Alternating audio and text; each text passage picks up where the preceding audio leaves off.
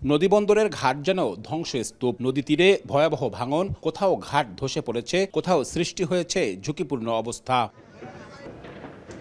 ভৈরব নদী হয়ে মোংলা বন্দর থেকে সার, কয়লা, পাথর, চাল সহ বিভিন্ন পণ্য নিয়ে খুলনা ও নোয়াপাড়া নদীবন্দরে জাহাজের জট লেগে থাকত। খালাসের পর যা ছড়িয়ে পড়ত দক্ষিণ পশ্চিমাঞ্চল সহ দেশের বিভিন্ন জেলায়। তবে এখন ভাঙাঘাট, জেটির সংকট, ওপেন ইয়ার্ডের অভাব ও নাব্য কমে যাওয়ায় বড় জাহাজ নিরাপদে ভিড়তে পারছে না। এতে ব্যাহত হচ্ছে খালাস কার্যক্রম। নোয়াপাড়ায় পণ্যবাহী জাহাজকে দিনের পর দিন অপেক্ষা করতে হচ্ছে। এসব সংকটের পাশাপাশি মোংলা বন্দরে পণ্য আমদানি কমে যাওয়ায় গত 2 বছরে খুলনা অঞ্চলে নদীবন্দরে জাহাজ আগমন ও পণ্য খালাস প্রায় অর্ধেকে নেমেছে, যা ব্যবসায়িক ঝুঁকি বাড়াচ্ছে আমদানিকারকদের। প্রথমত নাব্যতা সংকট এবং দ্বিতীয়ত ঘাটগুলো ওখানে অত্যন্ত নাজুক অবস্থা আছে, যে সেই মান্দাতার আমলের মতো ছোট বাঁশ দিয়ে ঘাটগুলো করা, পেভমেন্টটা ফিক্সড করা আছে কিন্তু সেখানে মালামাল রাখার জায়গা নাই। যদি এগুলো ড্রেজিং না করা হয় তাহলে এই অঞ্চলে এই ধরনের ক্ষুদ্র ব্যবসা বা আমরা যাদের জাহাজ পরিচালনা করি সেগুলো পরিচালনায় অসম্ভব হয়ে পড়বে। বন্দর এলাকায় শ্রমিকদের বড় একটি অংশের এখনও মাসের অর্ধেকটা সময় কাটে কর্মহীন। জাহাজ কমে যাওয়ায় কাজ হারিয়ে 2000-এর বেশি শ্রমিকের সংখ্যা কমে এখন 500-র নিচে। যারা এখনও টিকে আছেন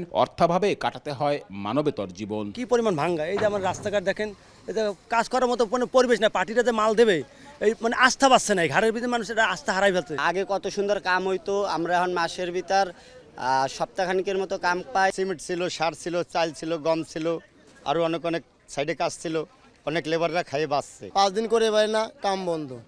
এই আমরাই থাকবো কি রে, খাবো কি করে, তাই কর। ব্যবসায়ীরা বলছেন অবকাঠামোগত সংকটের সঙ্গে বেড়েছে নদীপথে পণ্য পরিবহনের রাজস্ব। দ্রুত ড্রেজিং, ঘাট সংস্কার, নিরাপদ জেটি ও আধুনিক কার্গো ব্যবস্থাপনা না হলে নদীকেন্দ্রিক অর্থনীতি আরও পিছিয়ে পড়ার শঙ্কা তাদের। মোংলা থেকে বটিয়াঘাটা হয়ে নোয়াপাড়া পর্যন্ত আমাদের বিভিন্ন জায়গায় ব্যাপক ড্রেজিংয়ের প্রয়োজন।